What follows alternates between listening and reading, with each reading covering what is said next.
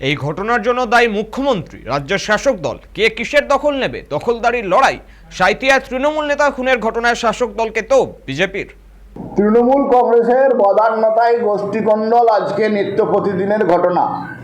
বীরভূমের সাঁইথিয়ার শ্রীনিধিপুর অঞ্চলে যে দলের মূল মন্ত্র এলোমেলো করে দেমা লুটে পুটে খায়, সে দলে এর থেকে বেশি আশা করা যায়নি।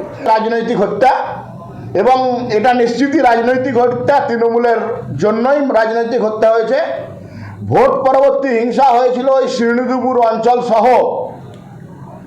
পুরো বোলপুর সারাউন্ডিং, ওই যে রোড, ওই রোডে বিজেপি করার মতো লোক এখন আর নাই। পুরো তৃণমূল ছাড়া কিছু পাওয়া যায় না। সুতরাং বিজেপি হত্যা করার পরিস্থিতি নাই।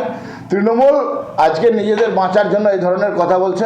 আমরা এই ঘটনার প্রকৃত তদন্ত দাবি করছি, সিবিআইয়ের তদন্ত দাবি করছি।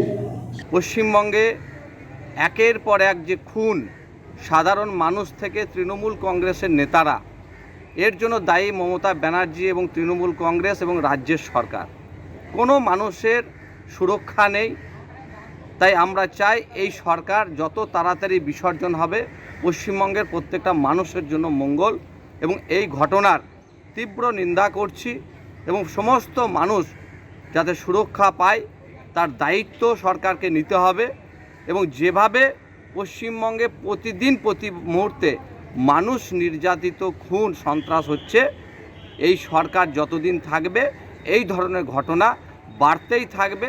হয় কেষ্ট গোষ্ঠী কিংবা কাজল গোষ্ঠী, যেমন সিউড়ি পৌরসভাতেও দেখছি দুটো গোষ্ঠী, সেরকম এই কোনো গোষ্ঠীকে খুন করলো। পাটোয়ারা কে কার দখলদারি নেবে এই করে পরস্পরকে খুন করতে শুরু করেছে।